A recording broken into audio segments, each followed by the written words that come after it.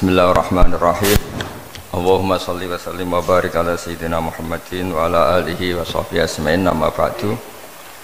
Yang sangat kita hormati bersama Direktur RSUD Rembang, Bapak Dr. Agus. Tadi juga beberapa dokter spesialis, karyawan dan semuanya. Sebelumnya saya juga mengucapkan terima kasih atas pelayanan ibu kami. Beliau gerak di sini sampai 22 hari bulan Syakban sampai wafat juga di sini, dan kami sebagai keluarga sangat terima kasih atas semua pelayanan dan pengabdian tenaga medis di sini. Sebetulnya RSUD itu sudah sopan lah, datang ke kita mintanya ngaji virtual. Gara-gara sopan tuh saya kok jadi ingin sopan juga. Akhirnya saya yang datang ke sini nih. Biasanya yang lembaga-lembaga besar itu agak sopan itu, ngatur-ngatur orang. Ini kok baik gitu. Padahal BPK ngajinya di saya, lembaga negara. Kemenku pernah ngaji di saya virtual. Tapi RSUD kok kayak kasihan, jadi saya kok. Terus iya, jadi hakul jar kira-kira itu karena tetangga itu. Tapi niat saya ya tidak baik-baik banget, sambil jalan-jalan kok dekat ya. Jadi tapi begini ya, saya akan cerita versi kiai ya. Kalau versi medis Anda lebih tahu. Kalau versi kiai itu kematian itu dianggap hal yang sebetulnya ada versi kiai ya, semua orang tahu lah pasti mati itu. Cuma inginnya mati itu kan macam-macam. Inginnya ya setelah kaya, terus setelah mapan, terus menangi anaknya mapan, cucunya mapan itu. Terus itu pun sebetulnya tidak siap mati juga, tapi ya tetap mati itu. Jadi saya punya cerita, saya akan cerita yang lucu-lucu ya supaya nggak tegang ya menghadapi kematian. Dulu itu kroni itu ya sudah ada. Jadi Nabi itu ya punya kroni, tidak hanya pejabat. Nabi itu punya kroni. Nabi Sulaiman itu bisa terbang ya, mulai dulu manfaatkan angin. Jadi angin itu mulai dulu memang luar biasa dimanfaatkan. Orang sekarang mulai tenaga angin, pakai rem angin, mulai dulu angin itu luar biasa. Nah itu teman dekatnya Nabi Sulaiman tuh ya agak sopan tuh bilang gini, itu Pak Nabi itu kalau nanti ada malaikat Israel saya pinjam anginnya supaya tidak bisa ngejar saya katanya. Jadi mulai dulu tidak hanya pejabat, Nabi pun ya punya teman yang agak-agak gimana itu. Suatu saat malaikat Israel disuruh nyabut orang, misalnya namanya siapa lah, nanti saya sebut ada yang tepaan sama nanti tersinggung ya, semuanya siapa gitu.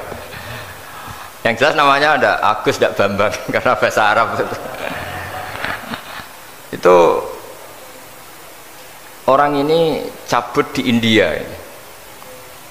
Nabi Sulaiman kira-kira ya di Palestina kira-kira itu. Si orang ini ternyata di dekat Nabi Sulaiman. Nah karena Nabi itu kan orang hebat lah, sehingga malaikat ya kadang silaturahim ke para nabi. Israel sendiri ya kadang-kadang silaturahim ke para nabi. Silaturahim yang paling nggak disukai ya silaturahimnya malaikat Israel.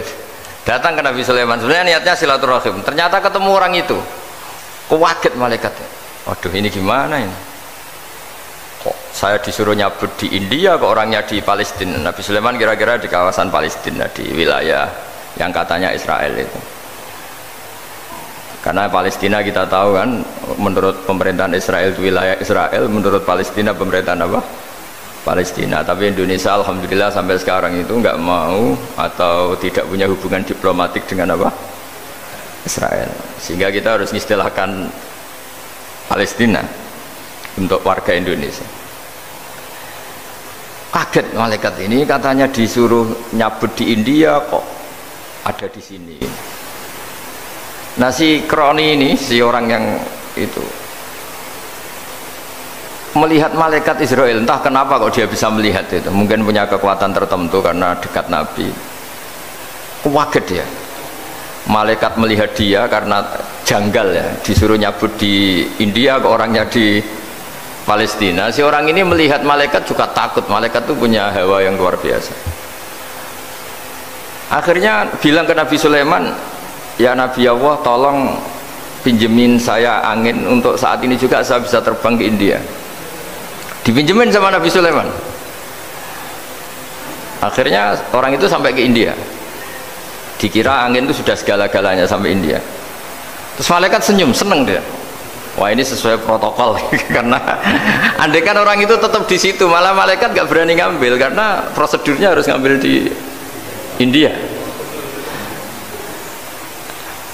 Jadi andai kan dia tetap diam di situ, sebenarnya malah gak masalah karena gak sesuai apa panduannya harus karena dia terbang di India, malaikat itu nyusul ya terus diambil karena sesuai apa? Saya sesuai perintah harus memang diambil di India. Nah, kemudian saya akan memang dipesenin untuk memperkuat apa ya nakes teman-teman semuanya lah pasien. Tapi saya cerita dimulai dari yang seperti ini saya sengaja karena memang ya hidup itu seperti inilah. Pasti kita semua akan mengalami kematian. Cuma inginnya kita ya hidup itu ya sehat ya, terus kalau mati itu ya tidak punya utang karena berat nanti utang.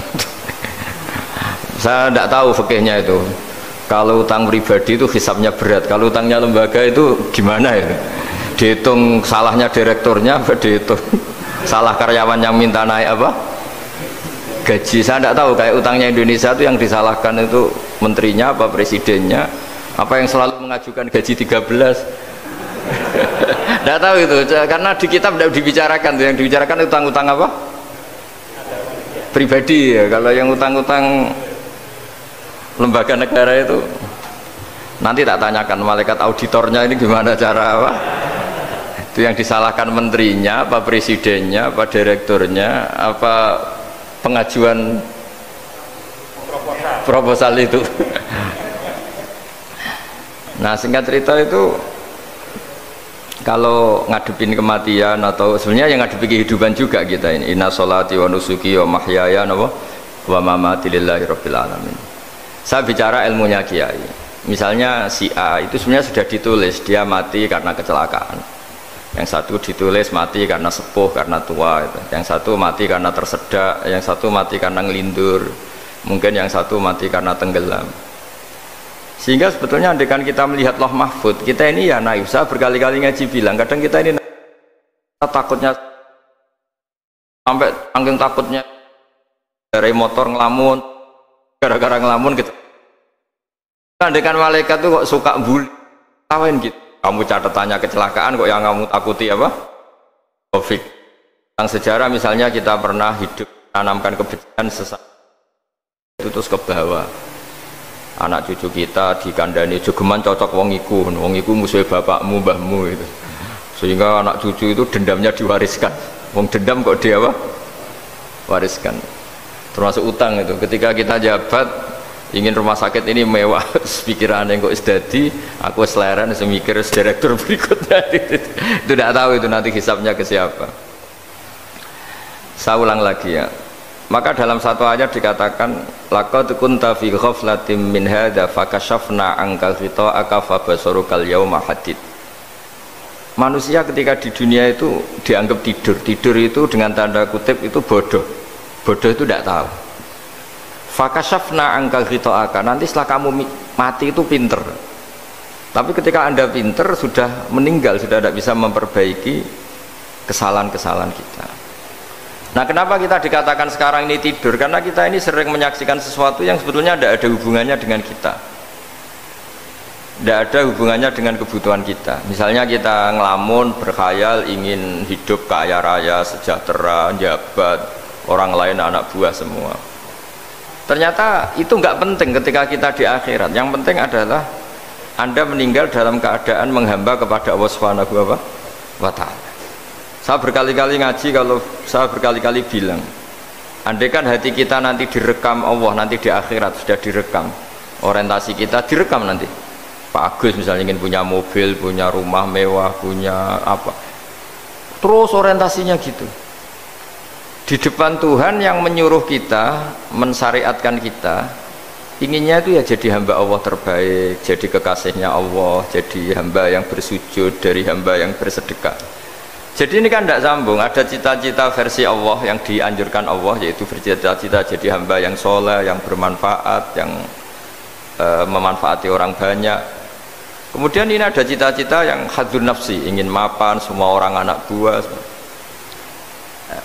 Hal-hal seperti ini itu harus kita jaga, jangan sampai terjadi. Makanya di semua kitab pertama mendahulukan bab niat. Niat itu ya faman kana hijratuhu ilallah wa rasuli fa hijratuhu ilallah wa rasuli. Orang baik itu orang yang orientasinya itu menuju Allah Subhanahu wa taala. Lalu yang kurang baik adalah orang yang orientasinya itu ya harta, perempuan, pokoknya inginnya itu hal-hal yang kepentingan dirinya sendiri. Nah, lalu kenapa kita kadang tidak tahu? Ya tidak tahu itu karena tadi kita kalau tidak wiridan itu tidak punya efek samping kan. Tapi kalau kamu nggak punya uang kan terus lemes. Karena ngerti itu terus uang itu penting, wiridan tidak penting. Nah, dari kesimpulan itu sebenarnya kita menjadi bodoh. Karena menjadi bodoh ketika Anda meninggal ternyata uang ini nggak penting, wiridan ini penting. Tapi tahu kita terlambat setelah kita meninggal. Nah, di sini saya ingin mengingatkan apapun kondisi kita, yang jelas itu ingat selalu kepada Allah Subhanahu wa taala. Caranya ingat gimana? Kata Nabi, kamu bayangkan musibah yang lebih ekstrim, kamu akan tahu yang kamu alami itu ahwanu wa aisar, yang kamu alami itu ringan sekali, ringan seringan-ringannya. Saya beri contoh ya, kalau Anda belajar, kalau dalam bahasa pondok itu falak, mungkin kalau bahasa umum itu apalah, ilmu apa, misalnya orang ahli meteor, ahli apalah, ahli perbintangan, ketakutannya pasti benda langit ini jatuh kemudian menimpa bumi. Nanti kalau Anda ahli geologi itu takutnya bumi ini likuifaksi karena sumber daya alamnya sudah begitu dikeruk, dimanfaatkan. Nanti yang ahli teroris atau yang ahli ekstremis itu takutnya itu ada teroris. Yang ahli sosiologi takutnya Indonesia itu chaos. Kalau chaos ya saling bunuh, saling apa. Jadi semuanya ini, ketakutan ini semuanya mengarah terhadap kematian. Kecelakaan lalu lintas ya menjadikan orang mati, likuifaksi kayak kemarin di Sulawesi ya, iya, gunung meletus, gempa, tsunami. Nah, ketakutan yang menjadikan kematian sebenarnya banyak. Kalau baru tsunami aja ya orang takutnya ke tsunami, nanti kalau ada kematian gempa ya takutnya gempa, kalau temanya COVID ya takutnya COVID. Terus kalau ada tetangga mati karena ngelindur ya baru gue nak turu, hati-hati kok nak mati ngelindur. Jadi, nah masalahnya kan kita tidak tahu, nggak tahunya itu. Ya tadi takutnya COVID, ternyata catatannya itu mati kecelakaan. Takutnya kecelakaan, ternyata matinya itu ngelindur. Kan kita tidak pernah tahu. Dari tidak pernah tahu itu kemudian agama datang dengan anjuran, sudahlah kamu tawakal bahwa semua urusan kamu di tangan Allah Subhanahu wa taala. Inna sholati wa nusuki wa mahyaya wa mamati lillahi rabbil alamin la syarikalah. Yes, ibadah kita, sholat kita, hidup kita, mati kita semua di tangan Allah Subhanahu wa taala. Sehingga dengan berpikir begini ini melihat COVID itu ya kayak melihat potensi kematian yang lain, kayak karena gempa, likuifaksi, kecelakaan, karena ngelindur, karena macam-macam. Kenapa saya membuat atau menyarankan ya supaya orang berpikir demikian, supaya bersyukur bahwa kita ini dihimpit, disekelilingi penyebab kematian tadi. Kalau kita ahli meteorologi mungkin takutnya itu asteroid jatuh, terus kemudian meteor jatuh yang nggak habis digesek oleh sistem alam, terus macam-macam. Yang ahli gempa juga takutnya gempa, yang ahli tsunami takutnya tsunami, yang ahli sosial takutnya Indonesia chaos, kemudian saling apa? Bunuh, saling apa, dan sebagainya dan sebagainya. Nah, dengan keadaan seperti ini kita ini baik sekali, bukan sekedar baik sekali. Kita tidak mengalami chaos sosial, kita tidak mengalami likuifaksi, kita tidak mengalami benturan benda langit di bumi kita. Karena itu sekali terjadi bukan 1-2 lagi, tapi habis seluruh Indonesia, mungkin seluruh dunia. Nah, di sini cara Allah membuat kita selalu bersyukur bahwa hal-hal itu tidak terjadi. Jadi ada sebuah ayat yang Allah selalu mengingatkan, aamintum man fis sama ayakhsifa bikumul ardo fa idza hiya tamur. Kamu boleh sekali-kali berpikir bumi ini justru potensinya itu likuifaksi, potensinya itu hancur karena di bawah itu ada magma, ada minyak, ada macam-macam. Ini kan di bawah ini kan ngerongkong cara Jawa itu karena diambilin terus. Piro-piro diambil yaene ya ono masih bisa dipakai. Belum sistem bumi sendiri, wafil arti kita mutajawirat, bumi sendiri itu berupa lempengan-lempengan. Setiap saat itu potensinya geser, sekali geser ya jadi gempa itu. Terus belum benda langit yang potensinya juga jatuh, sekali jatuh ya habis kita. Jadi yang kita ini dikepung sekian potensi yang bisa menghancurkan kita. Tapi nyatanya mulai Nabi Adam sampai sekarang itu ada kehidupan, ada khayal. Sing Joko ya kepengen payu rabi, mungkin sing wis payu rabi ya mbah kepengen mbah roh. Macam-macam lah. Tapi yang jelas itu wong dikepung kematian kok ya khayalnya masih tinggi gitu. Lah nggak pernah ngayal ya orang yang utang ditagih itu, gak kober ngayal. Soalnya wedine tanggal kredit itu. Tapi ini saya cerita supaya orang Indonesia itu ngerti lah bahwa yang ngepung kita itu tidak hanya Covid. Banyak. Makanya orang Arab itu kalau ngendikan itu wa malam yamut bisayfi mata bi khairihi ta'addadatil asbab wal maut wahidu. Karena orang Arab itu kan dulu Arab sebelum Islam itu kan satu kabilah nyerang kabilah yang lain. Wah itu kan harus butuh orang-orang tangguh karena dulu sistem rezekinya kayak sistem Indonesia dulu lah. Kerajaan ini nyerang ini supaya satu kerajaan punya eksistensi harus mengalahkan kerajaan yang lain. Bahkan cerita-cerita itu sama lah di Indonesia di mana-mana. Nah itu pemuda-pemuda yang gagah berani itu karena punya pegangan tadi. Wa man lam yamut bisayfi toh mata biwirihi. Kalau kamu tidak mati di medan perang ya tetap aja mati juga. Sehingga mereka kendel gitu kata cerita orang dulu. Ta'addadatil asbab wal maut wahidu. Sebab kematian bisa macam-macam, tapi kesimpulannya tetap saja namanya mati. Lalu Islam itu mengajarkan aksiru min dzikri hadhimil ladzat. Kamu harus banyak ingat mati. Tapi uniknya Islam itu menyuruh ingat mati itu disuruh justru semangat hidup. Karena kita butuh bekal itu. Jadi kalau kamu ingat mati itu jangan terus loyo, terus nunggu takdir mati itu enggak, malah disuruh semangat. Nah tenaga medis semangat mengobati pasien, yang pasien juga semangat mensupport dirinya supaya punya keberanian hidup. Orang Jawa nunggoni anak, nunggoni putu. Kalau saya sebagai kiai ya nunggoni santri, nunggoni umat. Jadi ingat mati itu justru dengan cara mencintai hidup. Karena hidup ini adalah bekal kita untuk sanggup ketemu Allah Subhanahu wa taala. Kadang-kadang bekal itu mudah sekali. Ada orang nakal gara-gara minumin anjing yang baru haus, sama Allah dimaafkan. Ada orang yang pulang dari tempat kerjanya, ada duri di tengah jalan, disikirkan takut kena orang, diampuni Allah, akhirnya menjadi ahli surga. Ada orang yang kerja untuk orang tuanya, kemudian orang tuanya dicukupin menjadi ahli surga. Bahkan ada ahli surga itu ceritanya itu, tapi ini jangan dicoba.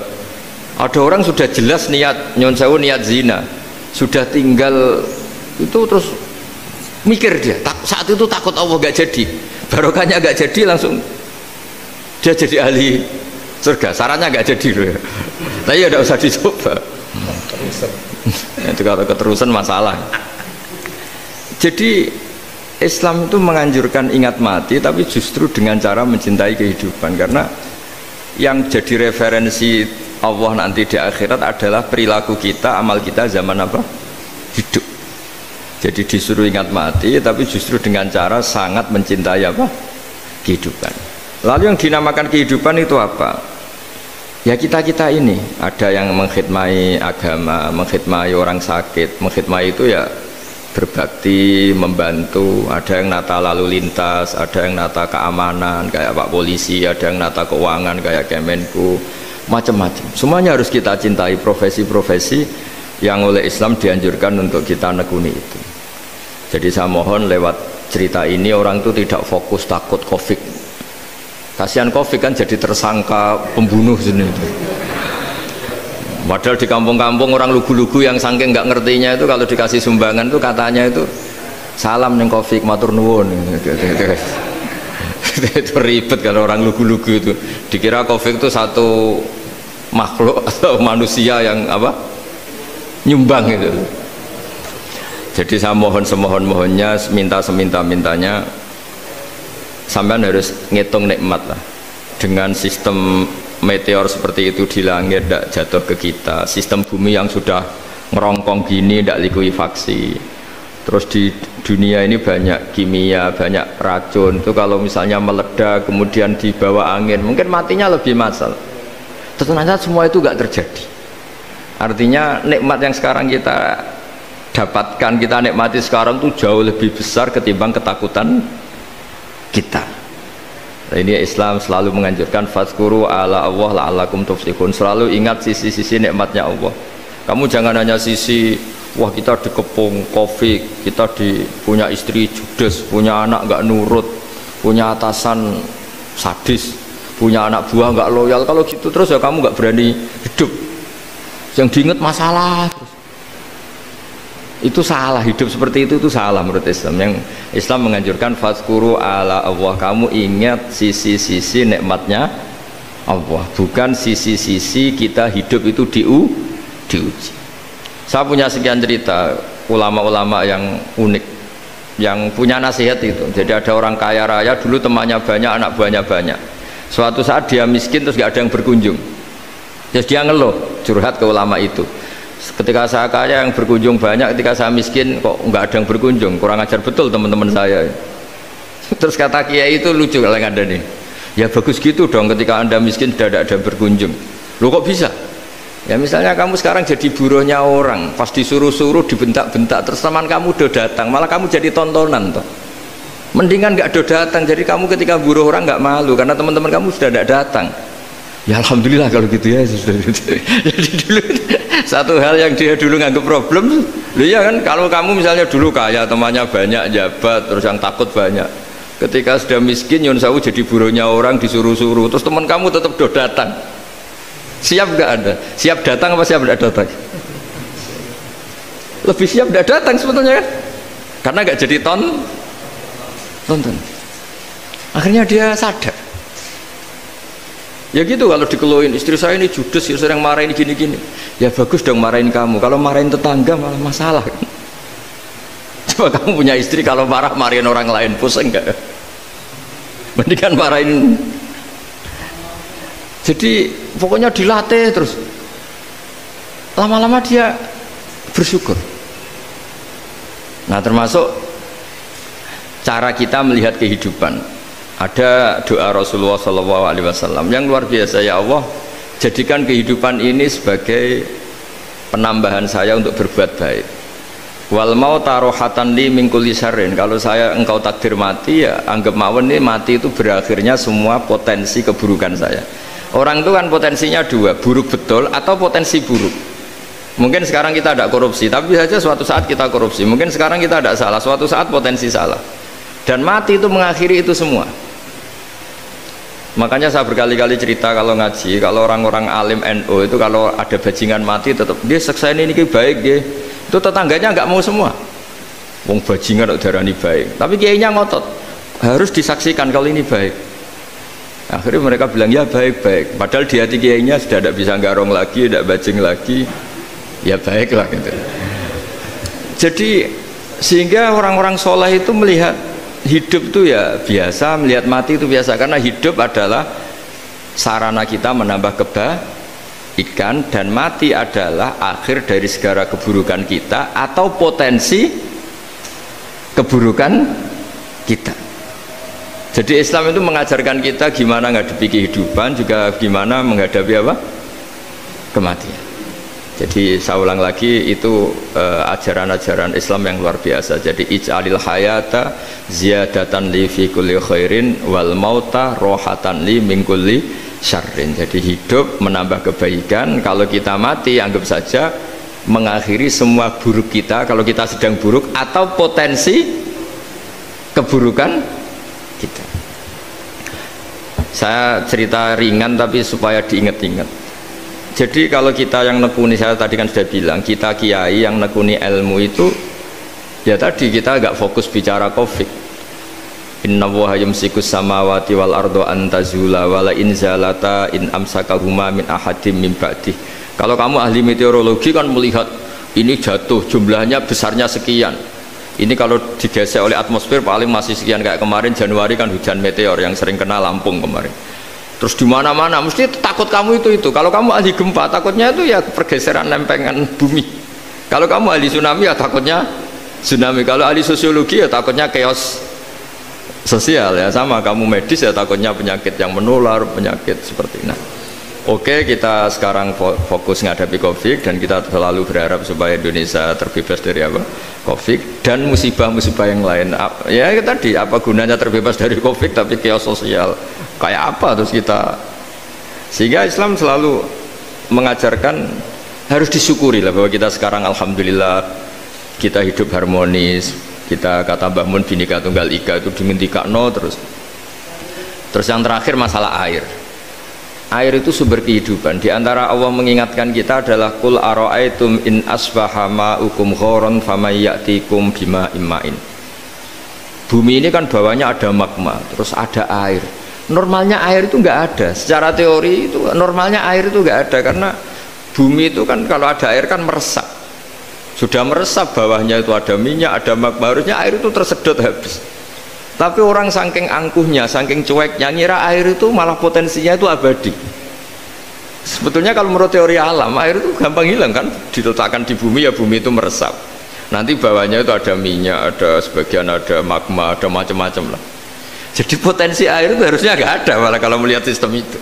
Tapi karena Allah saking rahmannya, air ini dijaga sedemikian rupa tetap ada.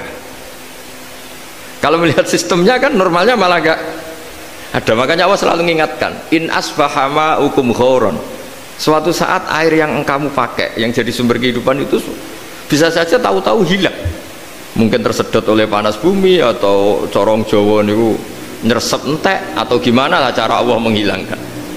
Famay ya'tikum bima imma'in, lalu siapa yang bisa mendatangkan air itu lagi?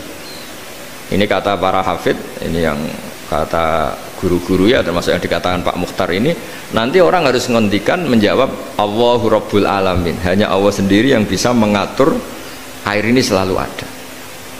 Ya, coba kalau kamu pikirkan air kamu sokkan di bumi kan mesti langsung hilang, meresap ke bumi. Bumi ada bawahnya lagi, ada bawahnya lagi, dan mungkin bukan yang paling bawah mungkin tomak, harusnya itu nggak ada. Tapi Allah saking sayangnya mengatur sistem air itu ada dan tersedia. Tapi ketika orang terlalu cuek dan angkuh sampai lupa syukur tersedianya apa? Air itu Allah mengingatkan, disuruh bayangkan, kul ara'aitum, coba bayangkan kalau in asbaha ma'ukum ghoron. Tadi kan ada khataman ya, saya ikut, terima kasih. Bayangkan kalau air suatu saat itu ghoron menjadi hilang. Famay ya'tikum bima imma'in. Jadi saya tidak bisa spesifik memberi nasihat tentang Covid karena ya tadi yang bisa membunuh kita ini banyak ya, tsunami ya bisa bunuh, gempa bisa bunuh, likuifaksi bisa bunuh, jatuhnya benda lain kita bisa bunuh, takut tanggal utang kaget ya bisa bunuh macam-macam, semacam-macam lah, ngelindur ya. Kemarin mudik aja yang sebelum tertata rapi aja, mudik aja berapa kemarin kalau ada apa mudik lebaran yang tahun berapa, 3 tahun yang lalu apa 4 tahun yang lalu dulu. Jadi saya mohon, ketakutan kita adalah yang hakikat adalah takut jadi hamba yang tidak baik. Itu yang harus jadi ketakutan sejati. Takut kita di mata Allah tidak jadi hamba yang baik sehingga kita jauh dari Allah Subhanahu wa ta'ala. Karena cita-cita terbesar kita dan cita-cita terbaik kita adalah jadi hamba yang diridhoi Allah Subhanahu wa ta'ala. Sebaliknya ketakutan kita sejati adalah takut su'ul khotimah, takut jadi hamba yang tidak baik. Kita inginnya adalah assalamu alaina wa ala ibadillahis sholihin, yang berhak mendapat keselamatan dunia akhirat adalah orang-orang atau hamba-hamba yang soleh. Ya tadi, untuk menjadi soleh itu gampang di Islam itu. Tenaga medis nolong pasien ya ibadah, pasien husnudzon sama dokter ya ibadah, mengelola hidup, ingin hidup ya ibadah, anak ngurus istri, istri ngurus, pokoknya anak yang ngurus keluarganya juga ibadah. Semuanya itu di Islam itu asal tidak maksiat itu dianggap apa? Ibadah. Dan untuk orang menjadi kekasihnya Allah kayak tadi, ada orang yang karena ngerawat hewan dijadikan walinya Allah, menghilangkan apa duri atau pengganggu di jalan jadi kekasih Allah. Itu cerita-cerita itu semuanya ringan. Bahkan tadi ada yang cerita sekedar ingin maksiat dan tidak jadi. Dalam Islam itu kan gitu, orang yang merencanakan maksiat kemudian tidak jadi, itu ditulis pahala. Jadi gampang sekali untuk menjadi orang soleh dalam Islam. Kalau tidak bisa itu semua, kata Nabi, takufus syarroka anin nas fa inna sodaqatun minka ala nafsik.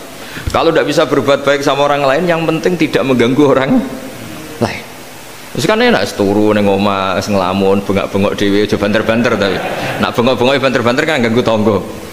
Itu asal tidak ganggu orang lain. Takufus syarroka anin nas. Kamu jangan sampai efek buruk kamu berakibat pada orang lain. Itu juga fa innaha shadaqatun minka ala nafsik. Itu ya bagian dari sedekah kamu.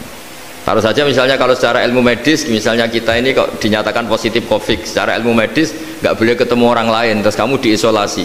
Kamu niatin ketika diisolasi itu tidak menularkan bahaya kepada orang lain. Itu juga ibadah. Jadi ibadah itu gampang sekali, mudah sekali. Karena agama ini yuridu wa bikumul yusra wala yuridu bikumul usra. Agama ini mudah, bukan sulit. Ya, mohon maaf tadi saya nggak bisa datang yang jam 11 karena saya tadi malam hormat di Jogja, acara 7 harinya Kiai Jatabek, tadi pagi baru datang. Tapi saya mohon pokoknya yang seneng ya, hidup itu yang seneng, diberi kesempatan hidup sampai sekarang itu yang seneng. Jangan karena teman kamu meninggal terus seakan-akan ini teman saya meninggal, paling saya besok. Kok kamu tahu? Nyatanya besok hidup lagi, besoknya ya hidup lagi, sampai sekarang ya masih hidup. Sudahlah, mensyukuri yang ada. Jadi sudah saya mohon, syukur itu penting. La in syakartum lazidanakum. Justru dengan kita syukur itu insya Allah segalanya akan tambah baik, tambah baik. Nggih, matur nuwun lan ngapunten ingkang kathah. Assalamualaikum warahmatullahi wabarakatuh.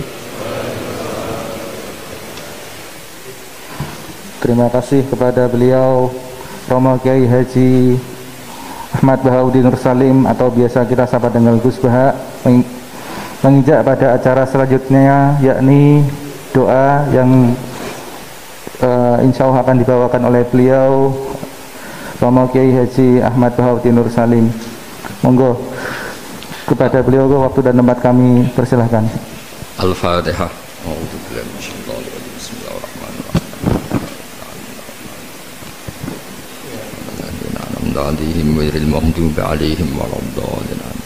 Bismillahirrahmanirrahim. Nahmaduka ya ghafur ya syakur ya rahman ya rahim ya syafi ishfina shifaan la yughadiru saqaman.